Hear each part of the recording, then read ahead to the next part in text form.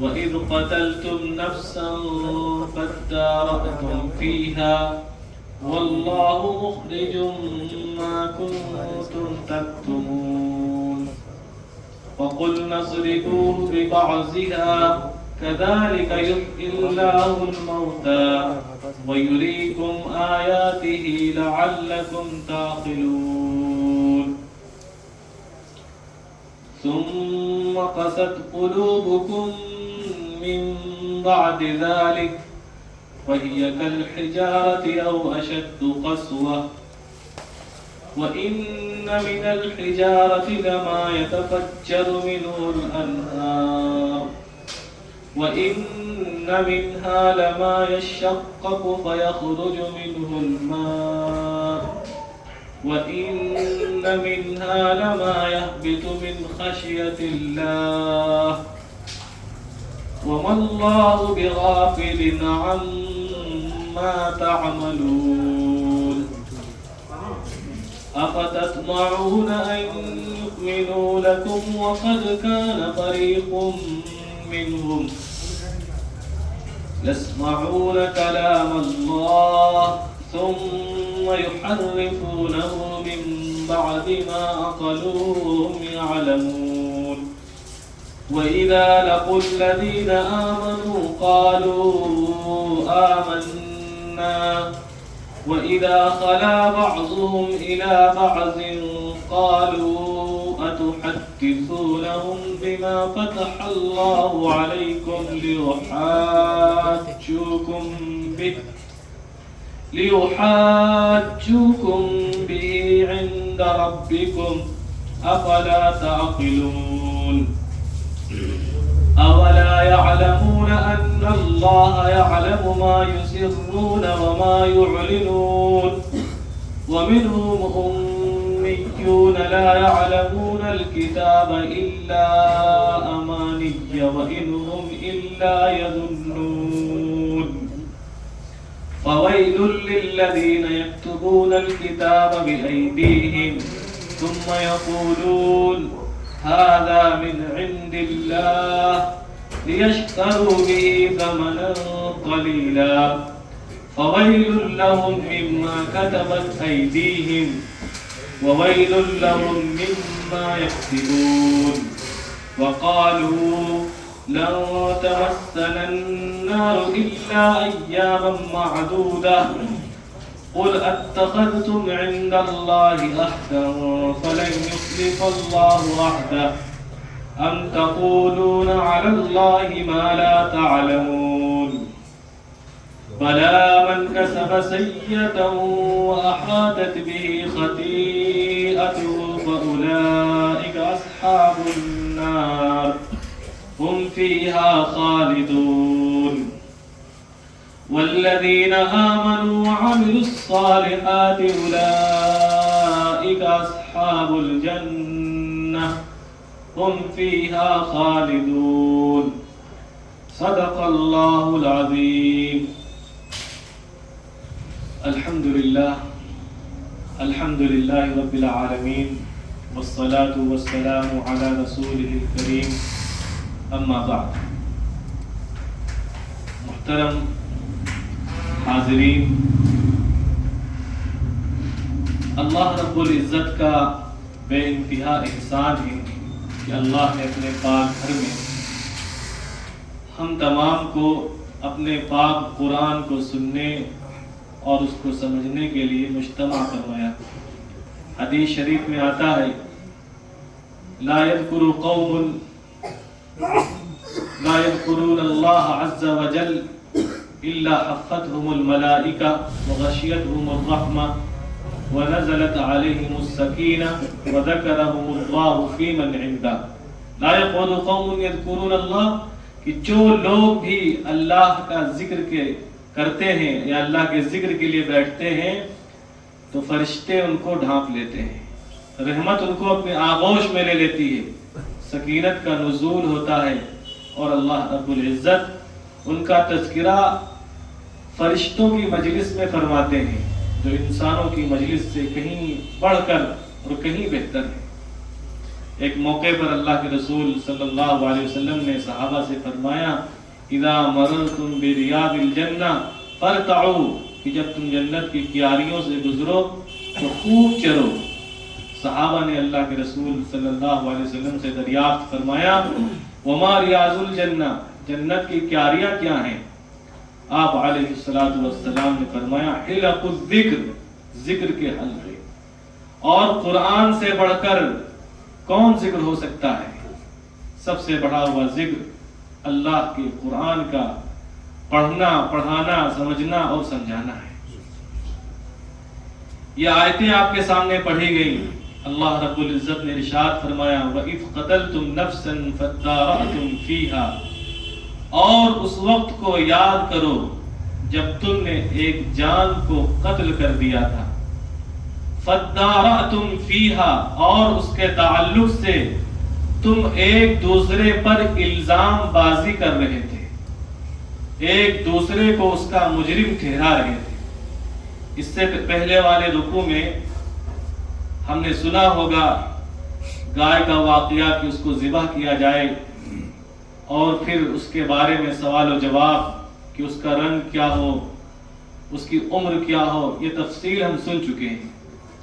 اب یہاں پر اللہ رب العزت بیان فرما رہے ہیں کہ واللہ مخرج ما کنتم تکتمون، کہ اللہ اس چیز کو ظاہر کر کے رہے گا جس کو تم چھپا رہے ہو۔ اور وہ کیا چیز تھی جس کو چھپا رہے تھے؟ کہ ایک شخص کا قتل ہوا تھا اور خود اس کے بھتیجے نے مال کی لالچ میں، اور ایک دوسری روایت میں آتا ہے کہ اس کی لڑکی سے وہ شادی کرنا چاہتا تھا اور اس نے اس سے انکار کر دیا تھا، اس بنیاد پر اس شخص نے اس کا قتل کر دیا۔ تو اسی وجہ سے اللہ رب العزت نے یہ احکام نازل فرمائے تاکہ اس کا راز فاش ہو۔ اللہ رب العزت نے فرمایا فَقُلْ نَضْرِبُوهُ بِبَعْضِهَا، تو ہم نے کہا کہ اس کے ایک ٹکڑے کو اس سے مس کرو، اس پر مارو۔ كَذَلِكَ يُحْيِي اللَّهُ الْمَوْتَى وَيُرِيكُمْ آيَاتِهِ لَعَلَّكُمْ تَعْقِلُونَ۔ اب اس کے بعد اللہ رب العزت نے عجیب چیز کا ذکر کیا۔ یہاں پر وہ تفصیل نہیں بتائی کہ اس کے مارنے سے کیا ہوا، کیونکہ انسان کہ اللہ رب العزت کے کلام میں بڑی جامعیت ہے کہ مختصر الفاظ میں ایک گہرے معانی اور ایک بڑی تفصیل ہوا کرتی ہے، اور یہ قرآن یہ اس کا معجزہ ہے کہ کم الفاظ میں، کم جملوں میں بڑی بڑی باتیں اللہ رب العزت بیان کرتے ہیں۔ اب دیکھیے یہاں بات یہ آئی کہ اس کو چھوا، اس میں جو مردہ تھا وہ ٹکڑا اس کو ٹچ کیا، مس کیا، اور مردہ فوراً کھڑا ہوا اور اس نے نام بتایا کہ فلاں شخص نے میرا قتل کیا تھا۔ اس کے بعد فوراً وہ پھر دوبارہ مر گیا۔ اب آگے اللہ رب العزت فرمانے كَذَلِكَ يُحْيِي اللَّهُ الْمَوْتَى، اسی طرح اللہ رب العزت مردوں کو زندہ فرمائیں گے۔ اب بات یہاں دنیاوی معاملے کی تھی، میٹر یہاں دنیاوی تھا، اور اللہ رب العزت فوراً انسان کے توجہ کو موڑ دیتے ہیں اور اس کا رخ بدلتے ہیں کہ اللہ رب العزت انسانوں کو چاہتے ہیں کہ وہ اپنے مقصد کی طرف متوجہ ہو۔ اللہ رب العزت مقصد کی طرف متوجہ کرانا چاہتے ہیں کہ یہ دنیا کے معاملات یہ عارضی ہیں جو پیش آئے ہیں، یہ موت ہے، یہ عارضی موت ہے، اور یہ موت کے معنی فنا کے نہیں ہیں۔ انسان سمجھے کہ کسی کو موت آگے ٹرانسفر کے ہیں، انتقال کے معنی ٹرانسفر کے ہوتے ہیں کہ کسی نے ایک عالم چھوڑا ہے، اب دوسرے عالم میں جائے گا اور وہاں اس کی ایک زندگی ہوگی۔ انسان مرتا نہیں ہے، اور پھر وہ پلیٹ فارم بدلتا رہے گا، عالم برزخ سے عالم محشر، عالم محشر سے عالم جنت یا عالم جہنم۔ تو كَذَلِكَ يُحْيِي اللَّهُ الْمَوْتَى، یہاں اللہ تعالیٰ تصور دے رہے ہیں انسانوں کو کہ اسی طرح اللہ رب العزت انسانوں کو دوبارہ پھر اٹھ کھڑا کر دیں گے۔ وَيُرِيكُمْ آيَاتِهِ لَعَلَّكُمْ تَعْقِلُونَ، اور وہ تمہیں اپنی نشانیاں دکھاتا ہے۔ ایک تو نشانیاں دکھائی کہ اللہ رب العزت نے حکم دیا کہ اس گائے کے ایک ٹکڑے، جو ٹکڑا گوشت کا تھا، اس کو اس سے مس کرو، اس سے چھواؤ، اور اس کے چھوانے سے وہ اٹھ کھڑا ہوا اور اس نے بیان دیا۔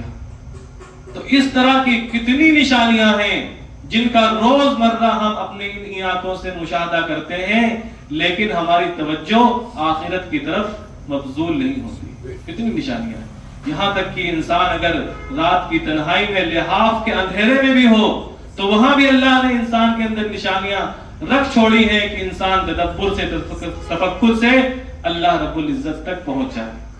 وفی انفسکم سنریہم آیاتنا فی الآفاق وفی انفسہم حتی یتبین لہم انہ الحق، کہ ہم انہیں نشانیاں دکھائیں گے آفاق میں۔ آج دیکھیے کہ انسان کس طرح کیا ہے چاند کے اندر کمندر کیا ہے اپنے قدم ڈال رہا ہے، ہم دیکھیں، اور اس کی ذات کے اندر کہ میڈیکل فیلڈ کے انسان دیکھے کہ آنکھ کا اسٹرکچر کیسا ہے، جو کان سے سننے کا جو فنکشن ہے وہ کیسے عجیب و غریب اللہ نے نظام بنایا ہے، سانس کا الگ ہے، دل کا الگ ہے، کڈنی کا الگ ہے، نظام انہضام کا، کھانے کے ڈائجیشن کا سسٹم پورا الگ ہے، کہ انسان اگر لیٹا ہوا تنہائی میں غور کرے تو اس کا تعلق اللہ سے بڑھتا چلا جائے گا۔ لیکن انسان کیا ہے، کبھی اس طرف غور نہیں کرتا، توجہ نہیں دیتا کہ اللہ نے یہ آنکھ بنائی ہے، یہ کان بنائے، انسان غور کرے، سوچے کبھی اس کی طرف۔ کذالک یحیی اللہ الموتى ویریکم آیاتہ لعلکم تعقلون، اور یہ نشانیاں اس لیے ہیں کہ انسان کچھ سمجھ بوجھ سے کام لے، اس کے اندر کچھ سمجھ پیدا ہو اور اس سمجھ کے نتیجے وہ اللہ سے جڑ سکے۔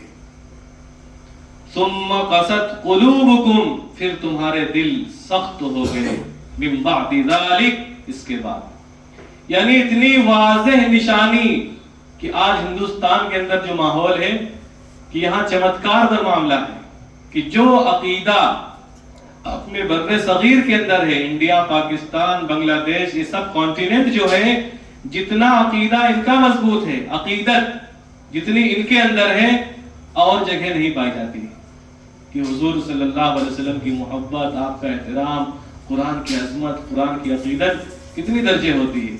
یہ عرب ممالک میں دیکھیں کہ ان کے قرآن پڑھنے کا انداز کہ انسان کو غصہ آ جائے، ارے اسے پیر پھیلائیں، ان کی پیٹھ کے پیچھے، اتنی ہم لوگ عقیدت کرتے ہیں، اور چمتکار پر لوگ اسلام لاتے ہیں، یہ ہوا ہے۔ لیکن ان لوگوں کی حالت یہ بتائی گئی کہ اتنی واضح نشانی دیکھ لی، اس کے باوجود ان کے دل نرم نہیں پڑے۔ ثم قست قلوبکم من بعد ذلک، اس کے بعد تمہارے دل سخت ہو گئے۔ اور انسان کی ہدایت اور اس کی گمراہی میں سب سے اہم کردار اور جو رول ہوتا ہے وہ اس کے دل کا ہوتا ہے، کہ دل کے بننے اور اس کے بگڑنے کا اثر انسان کے جسم پر پڑتا ہے۔ اصل دل ہے کہ دل نہیں چاہ رہا نماز پڑھے، ورنہ کوئی محنت اور کوئی مشقت نہیں ہے۔ ایک مزدور پھاڑا جو چلاتا ہے وہ نماز پڑھنے کے مقابلے میں کتنی محنت کرتا ہے، لیکن نماز پڑھنا اسی کے لیے بوجھ ہے۔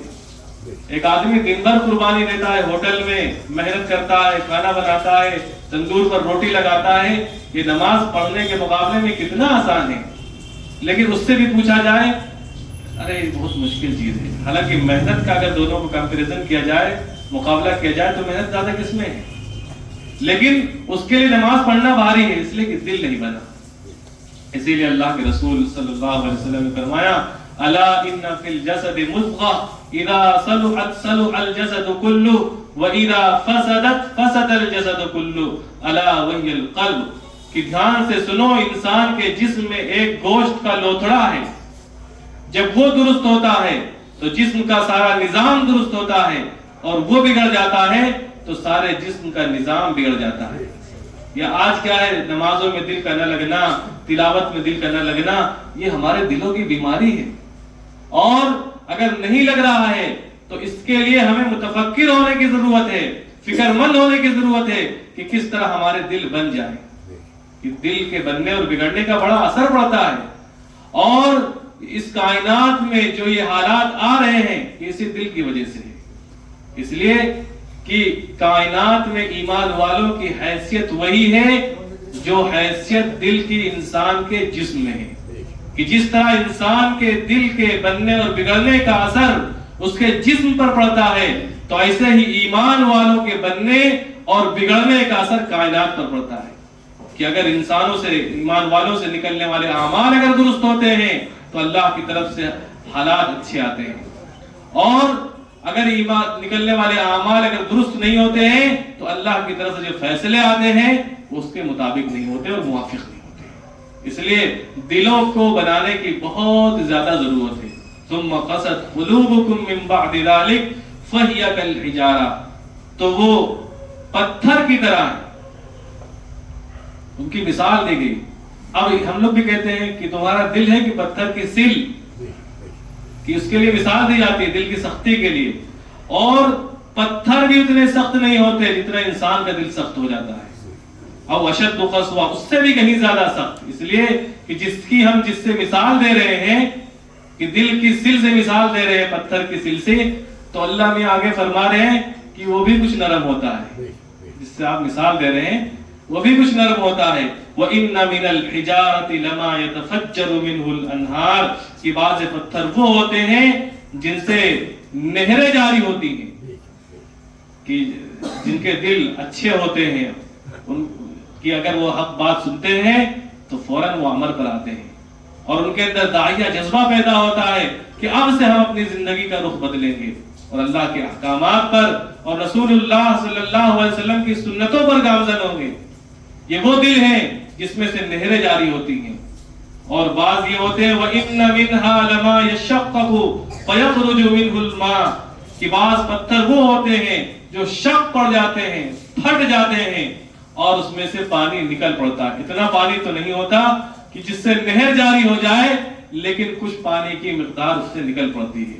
تو بعض دل ایسے بھی ہوتے ہیں کہ کچھ نہ کچھ وہ عمل پر گامزن ہوتے ہیں، کچھ نہ کچھ ان کے اندر جذبہ پیدا ہوتا ہے، اور وہ حرکت پر آتے ہیں، وہ متحرک ہوتے ہیں، وہ فعال بنتے ہیں، لیکن اس درجے کے نہیں جو پہلا درجہ ہے جس سے نہریں جاری ہوں۔ وَإِنَّ مِنْهَا لَمَا يَهْبِطُ مِنْ خَشْيَةِ اللَّهِ، اور بعض پتھر وہ ہوتے ہیں جو گر پڑتے ہیں اللہ کے خوف سے، اللہ کی خشیت سے۔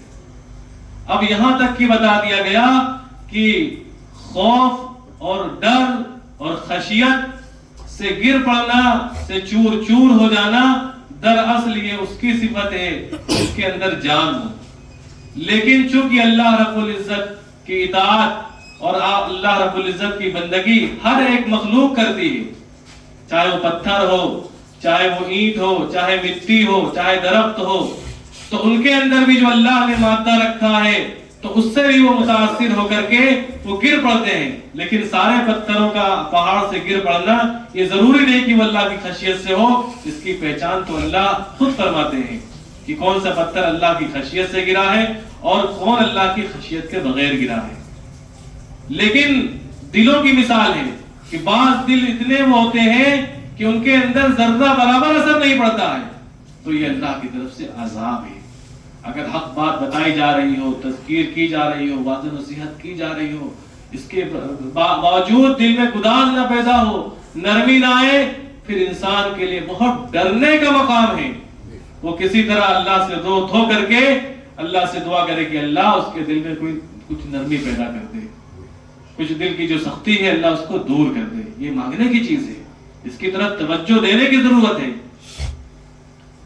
وَمَا اللَّهُ بِغَافِلٍ عَمَّا تَعْمَلُونَ، انسان اپنی زبان سے ظاہر سے کچھ بھی کرتا رہے، لیکن کس کے دل کی کیا کیفیت ہے اس کا علم تو اللہ کو ہے۔ ہم لوگ جانتے ہیں کہ فلاں مولانا صاحب، فلاں مفتی صاحب، فلاں حافظ صاحب بڑے اچھے دل والے ہیں، لیکن ان کا دل کیسا ہے اس کا علم تو اللہ کو ہے۔ وَمَا اللَّهُ بِغَافِلٍ، اور اللہ اس سے بے پرواہ نہیں جو تم کرتے ہو۔ اب یہاں پر جو یہود تھے، بنی اسرائیل کی جو صفات تھی وہ بتائی گئی کہ کس طرح وہ سخت دل تھے، اور بنی اسرائیل کے جو یہود تھے ان کا سامنا صحابہ کرام اور اللہ کے رسول صلی اللہ علیہ وسلم سے ہوا مدینہ منورہ میں، اور اللہ کے رسول صلی اللہ علیہ وسلم حد درجے اس بات کے حریص تھے کہ دنیا میں بسنے والا ایک ایک فرد وہ دائرہ اسلام میں داخل ہو جائے اور دائمی جہنم سے نجات پا کر کے وہ ہمیشہ ہمیش کی جنت میں داخل ہو جائے۔ تو ان کی یہ صفات بتائی گئی یہودیوں کی، جو اہل کتاب تھے نصرانیوں کی کہ کس طرح ان کے دل تھے. افتطمعون ان یؤمنوا لکم، کیا تمہاری یہ آرزو ہے، تمہاری تمنا ہے کہ یہ لوگ ایمان میں داخل ہو جائیں؟ ان یؤمنوا لکم، کہ تمہاری بات مان لیں، تمہارے کہنے پر آ جائیں. یہود کو بار بار سمجھایا جا رہا ہے، بار بار ان کے لیے کوشش کی جا رہی ہے، اور صحابہ کرام بھی چاہ رہے ہیں کہ یہ لوگ کیا ہے، دین پر آ جائیں، اسلام پر آ جائیں. لیکن ان کی یہ حرکتیں تھیں کہ اتنی بڑی نشانی دیکھنے کے باوجود بھی ان کے دل نرم نہیں پڑے. تو آپ اتنی محنت کر رہے ہیں، تو اس کے لیے کیا ہے، اللہ کے رسول صلی اللہ علیہ وسلم کو دلاسا دلائی جا رہی ہے کہ آپ مایوس نہ ہوں. افتطمعون ان یؤمنوا لکم وقد كان فريق منهم يسمعون كلام الله ثم يحرفونه من بعد ما عقلوه وهم يعلمون. کہ ان میں کا ایک ایسا طبقہ بھی تھا جو اللہ کے کلام کو سنتے رہتے، جو اللہ کے کلام کو سنتا پھر اس میں تحریف کر دیتا. اب یہاں پر ان کے لیے، اب یہاں پر جو یہود کے لیے اور اہل کتاب کے لیے سننے کا جو لفظ استعمال کیا جا رہا ہے، یسمعون، سمع، باب سمیع عربی میں سننے کے لیے کئی الفاظ آتے ہیں، یسیغون، لیکن سمع یسمع، یسمعون کے اندر سننا کان سے ہے، دل سے نہیں. اسی لیے ایک جگہ آیا کہ سمعنا وعصینا، کہ ہم نے سنا اور انکار کر دیا، دل پر لیا ہی نہیں اس کو. کہ ان کا سننا، یہود کا سننا وہ صرف کان سے ہوتا تھا. اور جہاں تذکرہ آیا ایمان والوں کا، وَإِذَا قُرِئَ الْقُرْآنُ فَاسْتَمِعُوا لَهُ، استماع سے آیا کہ یہ سنتے ہیں کان اور دل دونوں سے. اسی لیے آیا فَبَشِّرْ عِبَادَ الَّذِينَ يَسْتَمِعُونَ الْقَوْلَ، ان بندوں کو بشارت دیجئے جو کان اور دل دونوں سے سنتے ہیں. تو ایمان والے کا سننا صرف کان سے نہیں ہوتا ہے، کان اور دل دونوں سے سنتا ہے. لیکن جو منکرین ہوتے ہیں اور جن کے اندر عناد ہوتا ہے، انکار ہوتا ہے، وہ صرف کان سے سنتے ہیں اور پھر بعد میں اس میں الٹ پلٹ کرتے ہیں. ثم يحرفونه من بعد ما عقلوه وهم يعلمون. پھر اس میں تحریف، اس میں آیا کہ کوہ طور پر جب موسیٰ علیہ السلام کو احکام دیے گئے تو ایک طبقہ تھا جس نے بات کو سنا اور پھر آ کر اس میں تبدیلی یہ کی کہ اللہ کی طرف سے ساتھ میں یہ بھی حکم نازل ہوا ہے کہ جو اس پر عمل کر پائے کرے، ورنہ اس کو اختیار ہے، اگر جو اس پر اس کے لیے مشکل ہو تو اس کو چھوڑ بھی سکتا ہے. اس طرح کی تحریف. وَإِذَا لَقُوا الَّذِينَ آمَنُوا قَالُوا آمَنَّا، اور جب وہ ایمان والوں سے ملتے ہیں تو کہتے ہیں ہم ایمان لائے.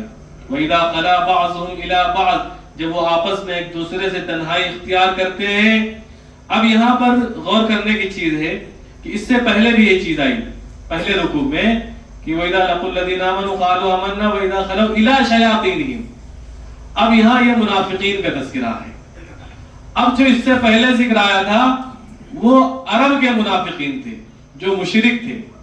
یہاں پر یہود منافقین کا ذکر ہے کہ جو یہودی قسم کے منافقین ہیں ان کی یہ حرکت بتلائی جا رہی ہے کہ جب وہ ایمان والوں سے ملتے ہیں تو ان کو خوش کرنے کے لیے کہتے ہیں کہ ہم بھی ایمان لے آئے ہیں. لیکن جب پھر جو وہ یہود جو ان کے بڑے تھے ان سے جاتے ہیں، ان سے ملتے ہیں جو کھل کر اپنی یہودیت پر ڈٹے ہوئے تھے، تو ان سے کہتے ہیں کہ ہم تو تمہارے ساتھ ہیں. اور قالوا اتحدثونهم بما فتح اللہ علیکم، جو یہ آ کر کے کچھ بات بتا دیا کرتے تھے کہ ہماری بھی کتاب میں لکھا ہے توریت میں کہ نبی آخر الزمان آئیں گے اور ان کے صحابہ اور ان کی یہ صفات ہوں گی. حضرت ابوبکر کے بارے میں یہ لکھا ہے کہ ان کی یہ صفات ہوں گی. حضرت عمر کے بارے میں کہ بیت المقدس میں جب چابی دی گئی تھی تو ان کی صفات کو دیکھا گیا تھا. یہاں تک کہ ان کی کتابوں میں حضرت عثمان کے تعلق سے، حضرت علی کے تعلق سے رضی اللہ عنہما، ان کے ہاں ان کی صفات مذکور ہیں، لکھی ہوئی ہیں. اللہ کے رسول صلی اللہ علیہ وسلم کی پورا حلیہ اور آپ کی شکل کیسی ہوگی، آپ کی شباہت کیسی ہوگی، آپ کی صورت کیسی ہوگی، آپ کا کیا کردار ہوگا، یہ سب چیزیں مذکور تھیں. تو وہ آگے بتایا کرتے تھے کہ ہمارے ہاں بھی لکھا ہے. تو وہ لوگ پھٹکار لگاتے کہ تم کیوں یہ بتا دیتے ہو کہ ہمارے یہاں چیزیں لکھی ہیں یا ہمارے یہاں چیزیں موجود ہیں. لِيُحَاجُّوكُمْ بِهِ عِندَ رَبِّكُمْ، تاکہ تمہارے رب کے پاس یہ اپنی حجت تمام کر سکیں، اپنی بات رکھ سکیں اور یہاں پر تمہیں مجرم ٹھہرا سکیں کہ اللہ ان کے یہاں چیز موجود تھی، خود انہوں نے ہم سے کہا بھی، لیکن اس کے باوجود بھی انہوں نے جھٹلایا کہ ان کے یہاں چیز موجود تھی، اور مسلمانوں کو یہ کہنے کا اور طنز کرنے کا موقع نہ ملے کہ جو چیز تمہارے پاس پہلے سے موجود ہے اور ہم بھی وہ چیز بتا رہے ہیں تو تم کیوں نہیں اسلام کے دائرے میں داخل ہو رہے ہو؟ لِيُحَاجُّكُمْ بِهِ عِنْدَ رَبِّكُمْ أَفَلَا تَعْقِلُونَ، کیا تم سوچ بوجھ سے کام نہیں لیتے؟ کیا تمہارے اندر عقل نہیں ہے؟ کہ عقل کی 3 قسمیں بیان کی گئی. ایک وہ عقل ہے کہ جس کے ذریعے سے انسان اس کے کیا چیز موافق ہے اور کیا چیز غیر موافق، اس کا فرق محسوس کرتا ہے. جیسے مثال کے طور پر کھانے میں وہ جانور جو گھاس کھاتے ہیں، اگر ان کے سامنے گوشت رکھا جائے تو وہ استعمال کریں گے؟ منہ لگائیں گے؟ نہیں لگائیں گے. شیر کے سامنے گھاس رکھی جائے تو شیر استعمال نہیں کرے گا. اب اس کو کہتے ہیں عقل غریزی، عقل غزیری ہے وہ، عقل غریزی، معاف کیجیے گا، عقل غریزی اس کو کہتے ہیں عقل غریزی. اور دوسری قسم کی ایک ہے عقل تمیز، کہ عقل تمیز میں کیا ہے؟ انسان اچھے اور برے کے درمیان فرق محسوس کرتا ہے کہ کیا چیز اچھی ہے اور کیا چیز بری ہے، کیا چیز اس کے مطابق ہے، موافق ہے، اور کیا چیز اس کے غیر موافق ہے. اور ایک ہوتا ہے عقل علم، اور پھر عقل علم کی بھی 2 قسمیں ہیں، علم دنیا اور علم آخرت. کہ آج دنیا کی جو یہ سائنٹیفک ترقی ہے، جو ہم دیکھ رہے ہیں کہ انسان ترقی کر رہا ہے، یہ عقل علم دنیا ہے کہ دنیا کے معاملات میں انسان نے دل لگایا اور محنت کی تو آج کہاں تک پہنچ گیا. لیکن عقل آخرت سے وہ بے پرواہ ہے کہ بعض جو مسلمان ہیں ان کو تو معلوم ہے کہ آخرت کا تصور ہے، لیکن جو ایمان والے نہیں ہیں تو ان کو یہ چیز نہیں معلوم کہ آخرت بھی ہے اور اس میں بھی کیا ہے، محنت کی ضرورت ہے اور اس میں بھی عمل کی ضرورت ہے. اس کے تعلق سے وہ بے خبر ہے. اولا يعلمون ان اللہ يعلم ما يسرون وما يعلنون، کیا وہ نہیں جانتے کہ اللہ تعالیٰ کو وہ تمام چیزیں معلوم ہے جس کو چھپاتے ہیں اور جس کو ظاہر کرتے ہیں. جی چھپانا یہ یہودیوں کی صفات میں ہے، چھپانا کسی چیز کو، اور یہ شروع سے ہے. چھپانا اور منافقت کرنا یہ خاص یہودیوں کی صفات میں ہے، اور آج تک یہ چلی آ رہی ہے، آج تک یہ چلی آ رہی ہے. اس وقت دنیا کی خفیہ انٹیلیجنس میں سب سے بڑا، سب سے اہم جو کردار ہے وہ کس کا ہے؟ یہود کا ہے. ان کی موساد کا اندازہ لگائیں جس کو اللہ نے فیل کے ناکام کیا سب سے. اور اسی طرح موبائل فون کے ذریعے سے انہوں نے پوری دنیا کو اپنے ہاتھ میں لے رکھا ہے. ہم جو باتیں کرتے ہیں یہ موبائل چاہے نیٹ آن ہو یا آف ہو یہ ریکارڈ کرتا ہے، چاہے نیٹ چالو ہو یا نہ چالو ہو. اسی لیے فیس بک کھولیں اور آپ کئی بار کسی چیز، کسی بیماری کا تذکرہ کریں کہ جو ایڈ آئیں گے اسی بیماری کے تعلق سے آئیں گے، جو پرچار آئیں گے. جو آرٹیفیشل انٹیلیجنس میں سب سے جو اہم کردار ہے یہ یہود کا ہے. اور اسی طرح جادو میں جو خفیہ جادو کرتے ہیں تو پورے ورلڈ میں جو فرسٹ لیول پر ہیں، فرسٹ پوزیشن پر ہیں وہ یہود ہیں جادو کے معاملے میں. یہاں تو یہ جو عاملین کرتے ہیں یہ سب الٹی سیدھی سب بہکا دیتے ہیں اور ان کو پٹی پڑھا دیتے ہیں، لیکن جو اصلی جادوگر ہیں وہ یہود میں آج بھی ہیں. تو ان کی یہ شروع کی عادت تھی اور آج تک یہ ہے اور رہے گی بھی. اولا يعلمون ان اللہ يعلم ما يسرون وما يعلنون، کیا انہیں نہیں معلوم کہ اللہ تعالیٰ کو علم ہے اس چیز کا جس کو چھپاتے بھی ہیں اور جس کو ظاہر کرتے ہیں. لیکن عبادات کے اندر جو ایمان والوں کی عبادات ہیں تو ان میں اللہ تعالیٰ کو وہی عبادات پسند ہے زیادہ، حالانکہ دونوں کی اجازت ہے، جو خفیہ طور سے کی جائے. اسی لیے آپ نماز دیکھیے، مثال کے صدقات کے بارے میں آیا کہ اگر انسان کھل کر دے فنعم، اس کی بھی تعریف ہے، لیکن اگر چھپ کر کے دے تو اس کو بہتر بتایا گیا کہ عبادات میں جتنا انسان اخفا کرے، جس چیز کو چھپائے. لیکن آج ہوتا کیا ہے کہ گناہوں کو انسان زیادہ چھپا کر کرتا ہے بجائے نیکی کے. نیکی جتنا اگر کرنا ہو بات کھلا کھلا، 2 رکعت نماز اگر تہجد پڑھنی ہو تو بتائیں گے، یا سنت میں وہ دکھانا ہو خوشی خصوص بالکل دکھا کے پڑھیں گے. یہ تنہائی کی چیزیں زیادہ ہیں. یا ذکر اذکار کرنا ہو تو تسبیح ہلا ہلا کر کے. لیکن گناہ کا معاملہ جب ہوتا ہے کہ ہم بستر پر ہو، موبائل ہمارے سامنے ہو، بے پردگی کے مسئلہ ہو، پھر وہاں پھر نیک اعمال زیادہ نہیں ہوتے ہیں کہ چھپانے میں عبادات کو چھپایا جائے زیادہ. اسی لیے نماز دیکھیے جو فرض نمازیں ہیں کہ پوری کمپلیٹ نماز جو جہری ہے وہ کون سی ہے؟ صرف فجر کی ہے کہ وہ پورے اندھیرے میں ہے. ظہر کی نماز دیکھیے کہ اجالے میں ہے، جہری ہے سری ہے. اس میں جو قرات کی جاتی ہے وہ کیا ہوتی ہے؟ آواز کے ساتھ میں یا بغیر آواز کی؟ بغیر آواز کی. عصر کی بھی دیکھ لیں کہ پوری نماز سری، عصر کی پوری نماز سری. اور چونکہ مغرب جو وہ جو وقت ہے اب رات میں داخل ہو رہے ہیں تو 2 رکعت کیا ہے؟ جہری اور 1 رکعت سری. عشاء میں ابھی رات پورے نہیں آئے ہیں لیکن اس میں پورے طور سے نماز کیا ہے؟ نہ جہری ہے نہ سری، 2 رکعت جہری اور 2 رکعت سری. تو ہم جب نیکی کریں تو اس نیکی کے اندر کوشش یہ ہو کہ ہم زیادہ چھپا کر اس کو کریں. کہ آج انسان الٹا معاملہ ہے کہ گناہوں کو تو چھپا کر کرتا ہے لیکن نیکی دکھا کر کرتا ہے. اور اللہ کو سب معلوم ہے جو انسان چھپاتا ہے اور جس کو ظاہر کرتا ہے. وَمِنْهُمْ أُمِّيُّونَ لَا يَعْلَمُونَ الْكِتَابَ إِلَّا أَمَانِيَّ وَإِنْهُمْ إِلَّا يَظُنُّونَ. اور ان میں ان پڑھ ہیں، یہ جو اوپر بات آئی جو آتے ہیں کچھ چیزیں بتا دیتے ہیں، یہ ان کے پڑھے لکھوں کی باتیں تھی. لیکن یہاں مجموعے کے بارے میں بتایا جا رہا ہے کہ اکثریت کی تعداد وہ یہودیوں میں جو ان پڑھ ہیں. لا يعلمون الکتاب، جن کے پاس کتاب علم نہیں ہے، کتاب کو نہیں جانتے، کتاب میں کیا ہے وہ نہیں جانتے. الا امانیہ، سوائے چند آرزوؤں کے. کچھ باتیں ہوتی ہیں جو انہوں نے اپنے بڑوں سے سنی اور وہ آ کر اس کو بیان کرتے ہیں. لیکن جو کتابی علم ہے وہ ان کے پاس مجموعی جو تعداد ہے اکثریت کے پاس نہیں. کہ ان کے یہاں کچھ خاص ہوتے ہیں، ایسے مسیحیت میں بھی ہے اور یہودیت میں بھی ہے. اور یہ شروع سے رہا ہے کہ ان کے باپ، ان کے پادری وہ خاص ہوا کرتے تھے علم کے لیے. اور ان کی پوری مجموعی ان کی جو پورا معاشرہ تھا اور جو بڑی تعداد ہوتی تھی اس سے اس کو دور رکھا جاتا تھا کہ جو بتا دیا جائے بس آپ کے لیے ہی کافی ہے، آپ کے لیے پرمیشن دیں کہ براہ راست کتاب سے استفادہ کر سکیں. وَإِنْهُمْ إِلَّا يَظُنُّونَ، اور صرف وہ خیالوں میں رہتے ہیں. فَوَيْلٌ لِّلَّذِينَ يَكْتُبُونَ الْكِتَابَ بِأَيْدِيهِمْ، تو ہلاکت ہو ان کے لیے جن کی جو لکھتے ہیں کتاب کو اپنے ہاتھوں سے. تو ان لوگوں کے لیے ہلاکت ہو جو کتاب کو اپنے ہاتھ سے لکھتے ہیں، یعنی اس میں تحریف کرتے ہیں.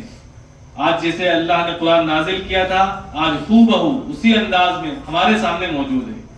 لیکن دنیا کی کوئی ایسی کتاب نہیں جو اسی جس طرح نازل بھی ہو اس میں ہو. بائبل کے کتنے نسخے ہیں؟ کئی ہزار. اور کوئی اتنا ہی نہیں کر سکتا، بلکہ یہاں تک کہ زبان تک بدل گئی. آج قرآن عربی زبان میں ہے کہ عربی کیا ہے؟ یہ آفیشیل ہے. آج جو کوئی کہے کہ یار نماز اردو میں پڑھے مطلب تو قبول ہوگی کہ نہیں ہوگی؟ تو بعض جگہ کی پاس سرکاری زبانیں ہوتی ہیں تو اس کے اندر جو اپلیکیشن ہوتے ہیں، درخواستیں ہوتی ہیں، اگر کوئی دوسری زبان میں لکھ کے لائے تو اس کو رد کر دیا جاتا ہے. ہندی میں لکھ کے لاؤ، انگلش میں لکھ کے لاؤ. کہ ان کا ایک سرکاری ایک روب دبدبہ ہوتا ہے، ان کے اپنے قانون. تو اللہ کے قانون سے بڑھ کر کس کا قانون کہ اللہ کے دربار میں ہم حاضری دینے آئے ہیں، درخواست لگانے آئے ہیں تو ہم اردو میں لکھ دیں؟ یہ کیسے چلے گا؟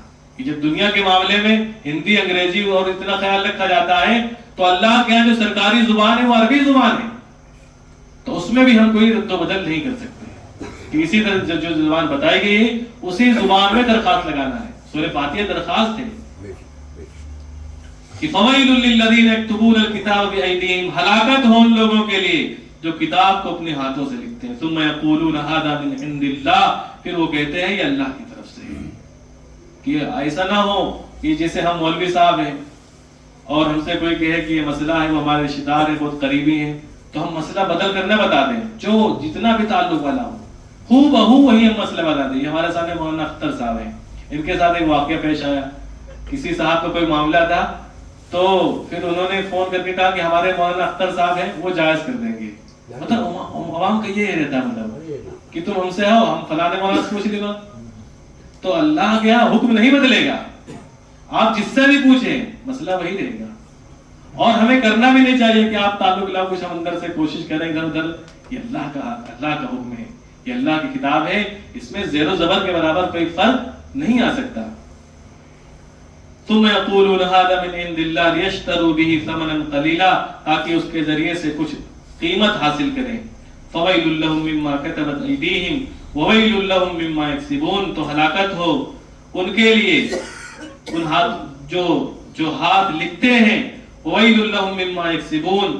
اور ہلاکت ہو ان کے لیے جو کچھ وہ حاصل کرتے ہیں. وقالوا لن تمسنا النار الا ایاما معدودہ. اور وہ کہتے ہیں آگ ہمیں چھو نہیں سکتی سوائے چند دن کے، گنتی کے دن کے. کہ جس طرح ایمان والوں کا عقیدہ ہے، اب یہاں بہت اہم موضوع ہے یہ، کہ جس طرح ایمان والوں کا عقیدہ ہے کہ اگر کسی کے پاس ایمان ہے اور اس کا انتقال ہو گیا اور اس نے غفلت میں زندگی گزاری ہے، اس سے اعمال چھوٹے ہیں، تو ایک نہ ایک دن وہ آئے گا کہ اللہ رب العزت اس کو بخش دیں گے.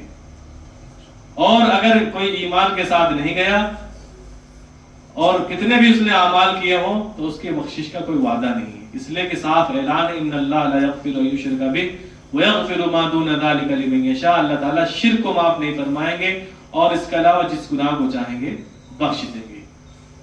تو یہی ان کا بھی عقیدہ تھا کہ اگر ہم جہنم میں جائیں گے بھی تو آتا ہے بعض میں کہ 7 دن کے لیے، یا ہمیں جہنم بس یا 40 دن کے لیے یا 40 سال کے لیے، یا اتنی مدت جتنی انسان کی دنیا میں عمر ہوتی ہے.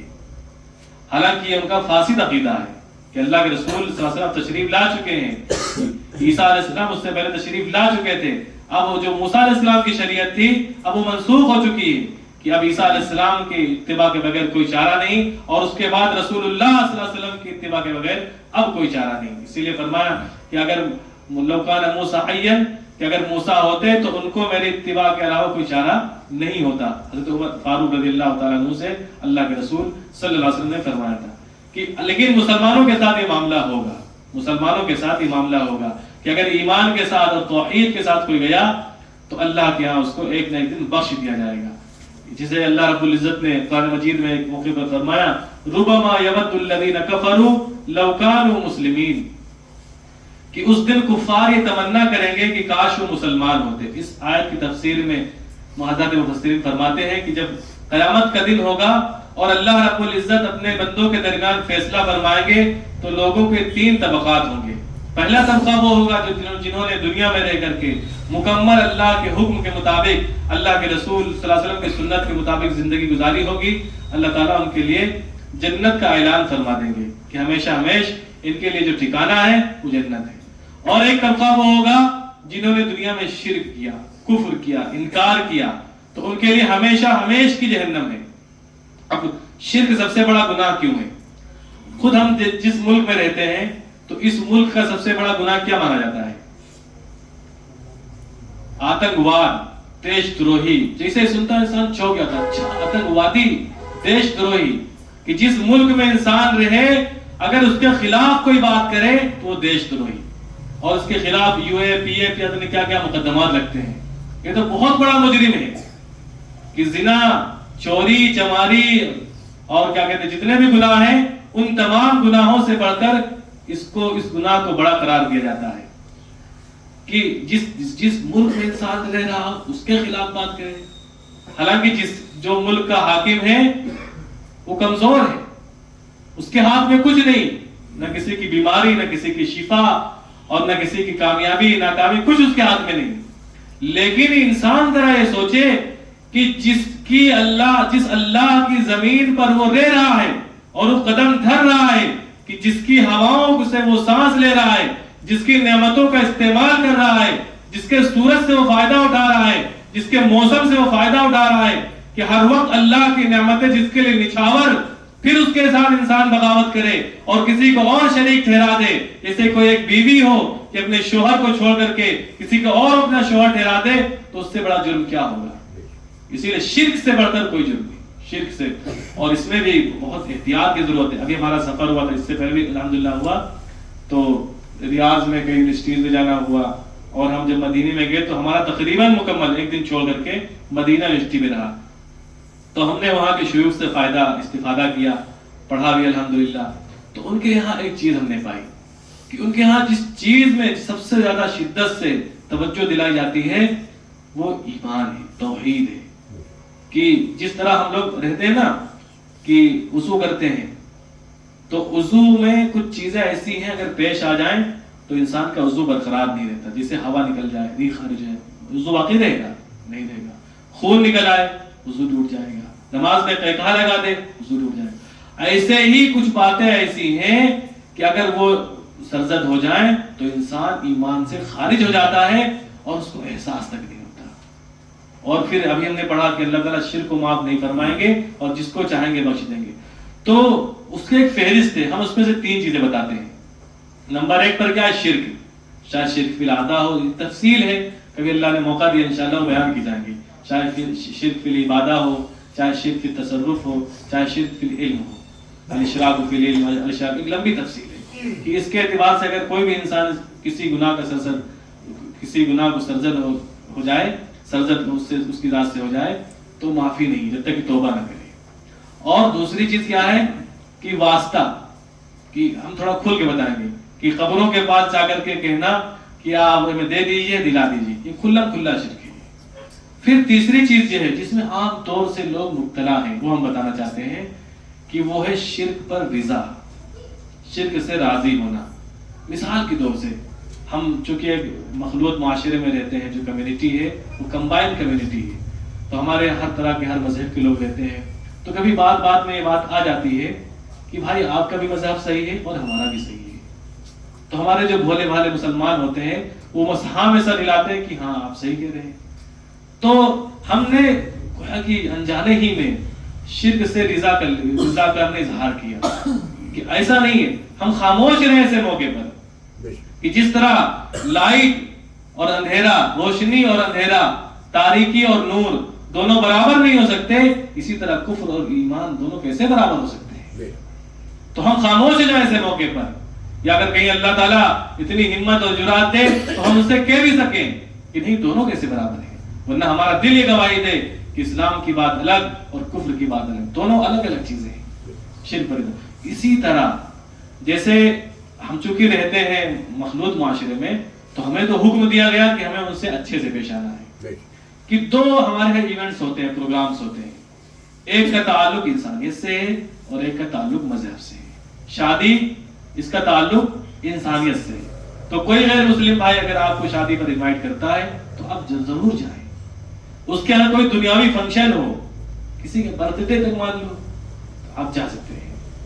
لیکن مذہبی اگر کوئی ایونٹ ہے, کوئی مذہبی تہوار ہے, ہولی, دیوالی, تو اس پر ان کے یہاں شریک ہونا یہ بالکل درست نہیں ہے. اسے صاف کہہ دیا جائے کہ آپ بیمار ہوں گے تو ہم آپ کی صرف عیادت کے لیے نہیں بلکہ آپ کو ہاسپٹل تک لے جانے کے لیے آئیں گے, اور یہ ہمارا مذہب کہتا ہے. آپ کو کوئی ضرورت ہے تو آپ کی ہم مدد کے لیے آئیں گے. آپ کا کسی کے یہاں کوئی انتقال ہے تو ہم تعزیت کے لیے آئیں گے. لیکن جو آپ کے مذہبی تہوار ہیں اس میں ہم شریک نہیں ہو سکتے. وہ جان جائیں اور خوش بھی ہوں گے وہ کہ آپ پکے آدمی ہیں, آپ چاپلوس نہیں ہیں. یہ اور پھر یہ ہوتا ہے کہ ہماری طرف سے خدا نخواستہ اللہ نے اگر ایسا ہونا کہ کچھ چیزیں مبارکباد کی کانگریچولیشن دی جاتی ہیں کہ ہولی مبارک, دیوالی مبارک اور اس کی ہاردک شبھ کامنائیں, یہ تو یہ بھی شرک میں داخل ہے کیونکہ ہم رضامندی کا اظہار کر رہے ہیں. تو ایسی چیزیں نہیں کرنی چاہیے. اور جیسے کچھ قومی تہوار ہوتے ہیں 26 جنوری, 15 اگست, اس کا تعلق مذہب سے نہیں, اس میں ہم شریک بھی ہوں گے اور اس کی مبارکباد بھی دے سکتے ہیں. لیکن وہ چیزیں جن کا تعلق مذہب سے ہو, تھوڑا کیونکہ دنیا اللہ نے آزمائش کے لیے پیدا کیا ہے. صحابہ کرام اور اللہ کے رسول صلی اللہ علیہ وسلم نے توحید کے لیے, ایمان کے لیے کتنی قربانیاں دی. آج ہم اتنا نہیں کر سکتے ہیں کہ اپنے جذبات پر قابو پا لیں, کس طرح رک جائیں اور جنت لینے کے لیے تیار ہیں. آپ سوچئے حضرت گنج میں اگر کوئی پلاٹ لینا ہو تو کتنا انسان سوچے گا کہ یہ کمائی, وہ کمائی, یہ سونا, وہ چاندی سب اکٹھا کر کے کتنے پیسے اکٹھا ہو جائیں تاکہ ہم وہ پلاٹ لے سکیں. یہ تو یہ مان لیجیے. تو اتنا پلاٹ لینے کے لیے ہم اتنی پلاننگ اور اتنی تدبیریں اور اتنی کوششیں, اور جنت اللہ کی ایسی ہے کہ اگر انسان کو ایک بار دکھا دی جائے تو پاگل ہو جائے, پھر ساری زندگی وہ ایسی لگا دے گا کہ بس ہمیں گناہ کرنا ہی نہیں ہے. لیکن اس کے لینے کے لیے ہم کچھ چھوڑنے کے تیار نہیں کہ یہ بھی خوش رہے, اللہ بھی خوش رہے. ایسا نہیں ہوگا کہ کچھ نہ کچھ تو کرنا پڑے گا. اس لیے ہمیں اپنے ایمان کو, عقیدے کو, توحید کو بچانا ہے. تو اس کے لیے میرے بھائیوں فکر مند ہونا پڑے گا کہ ہم بچ کر چلنا پڑے گا کہ ہماری ذات سے کوئی ایسا عمل نہ ہو کہ ہم اسلام کے دائرے سے خارج ہو جائیں. ایک مرتبہ اللہ کے رسول صلی اللہ علیہ وسلم نے صحابہ سے فرمایا جددوا ایمانکم, کہ اپنے ایمان کو تازہ کرتے رہا کرو۔ صحابہ نے پوچھا کہ اے اللہ کے رسول وکیف نجدد ایماننا، کہ ہم اپنے ایمان کو کیسے تازہ کریں؟ آپ نے فرمایا اکثروا من قول لا الہ الا اللہ، کہ لا الہ الا اللہ کو کثرت سے کہا کرو، لا الہ الا اللہ کو کثرت سے کہا کرو۔ یہ صحابہ سے حکم ہو رہا ہے کہ اب ہم خود سونے سے پہلے، سفر کرنے سے پہلے، سفر کے دوران کہ اس استحضار کے ساتھ میں کہ اگر ہم سے کوئی ایسا عمل ہو گیا ہو جو شرکیہ رہا ہو، اے اللہ ہم پھر سے ایمان میں داخل ہوتے ہیں، لا الہ الا اللہ، ہم پھر سے کلمہ پڑھتے ہیں۔ خاص طور سے سونے سے پہلے کہ آج کتنی اموات ہو رہی ہیں، سائلنٹ اٹیک آ رہے، انسان سویا صبح اٹھ نہیں پایا، تو سونے سے پہلے اس کہ اللہ اگر ہماری ذات سے کوئی ایسا عمل ہو گیا ہو کہ ہم ایمان سے باہر ہو رہے ہوں تو اللہ پھر سے ایمان میں آتے ہیں اور پھر وہ کلمہ پڑھے لا الہ الا اللہ، اور کوشش کرے اس کو اپنی زندگی کا ایک وہ بنا لے کہ ہر وقت، ہر لمحہ کہ انسان کیا ہے، بار بار اس استحضار کے ساتھ میں اس کلمے کا ورد کرے۔ وقالوا لن تمسنا النار الا اياما معدودا قل اتخذتم عند الله عهدا فلن يخلف الله وعدا، کہ آپ کہہ دیجئے کیا تم نے اللہ سے کوئی عہد کیا تھا تو اللہ تعالیٰ اس کے نتیجے میں اس عہد کی خلاف ورزی نہ کرے۔ ام تقولون علی اللہ ما لا تعلمون، یا تم ایسی باتیں کہتے ہو جس کا تمہیں علم نہیں ہے۔ بلا من کسب سیئۃ واحاطت به خطیئته، کیوں نہیں جس نے کوئی گناہ کیا اور گناہوں نے اس کو گھیر لیا، فاولئک اصحاب النار، تو جہنمی ہیں، وہم فیہا خالدون، اور ہمیشہ ہمیشہ ان میں رہیں گے۔ والذین آمنوا وعملوا الصالحات اولئک اصحاب الجنہ، اور جو ایمان لائے اور نیک اعمال، جنہوں نے نیک اعمال کیا تو جنت والے ہیں، ہم فیہا خالدون، اس میں وہ ہمیشہ ہمیشہ رہیں گے۔ اللہ تعالی ہم تمام کو عمل کی توفیق عطا فرمائے۔ یہ آپ کا درس قرآن ہے۔ ہم مسجد نبوی میں تھے تو ایک وہاں اسپیشل آفس ہے 12 نمبر گیٹ پر جو علماء کے، خطبہ اور ائمہ کے لیے ہے، تو وہاں جانا ہوا تھا، تو انہوں نے ہمیں ایک بطاقہ مانگا کہ آپ ہیں، میرے بیان کرتے ہیں، آپ امام ہیں تو بطاقہ، تو ہمارے پاس کوئی بطاقہ نہیں تھا، تو عبد المنان بھائی نے ہمیں ایک یہاں کی ریکارڈنگ بھیجی تھی، تو ہم نے وہاں جو شیخ تھے ان کو دکھایا، تو اس کی بنیاد پر کئی ہزار کی ہمیں کتابیں ملی۔ ہم خود سفر سے لے کر آئے اور بھائی کے پاس رکھوا بھی دی، کارگو سے وہ آ رہی ہیں، تو یہاں کی برکت ہے الحمدللہ، جو آج بہت ساری ہمیں کتابیں حاصل ہوئی۔ اللہ تعالیٰ ہم تمام کو قبول فرمائے اور قرآن مجید کو اپنی زندگی کا مقصد بنا کر زندگی گزارنے کی توفیق عطا فرمائے۔ سبحان اللہ وبحمدہ، سبحانک اللہم وبحمدک، نشہد ان لا الہ الا انت، نستغفرک ونتوب الیک۔ اللهم صل على سيدنا مولانا محمد وبارك وسلم، يا حي يا قيوم برحمتك نستغيث، اصلح لنا شأننا كله ولا تكلنا إلى أنفسنا طرفة عين، اللهم آت نفوسنا تقواها وزكها أنت خير من زكاها، اللهم إنا نسألك الهدى والتقى والعفاف والغنى۔ اے اللہ ہمارے گناہوں کو معاف فرما، اے اللہ ہم پر رحم کا، کرم کا، عافیت کا، درگزر کا معاملہ فرما، اے اللہ ہماری سیئات کو حسنات سے منتقل فرما، اے اللہ قبر کے عذاب سے ہماری حفاظت فرما، اے اللہ جنت ہمارا ٹھکانہ مقدر فرما، اے اللہ ہر شر سے ہماری حفاظت فرما اور ہر خیر کو ہمارے لیے مقدر فرما، جو بیمار ہو اللہ کو شفا عطا فرما، جو مقروض ہو اللہ کے قرض کی ادائیگی میں اللہ سہولت، اے اللہ راستے مہیا فرما، اے اللہ جو مانگا وہ بھی عطا فرما، جو مانگنے سے رہے وہ بھی عطا فرما، ہمارے دعاؤں کو اپنے فضل و کرم سے قبول فرما۔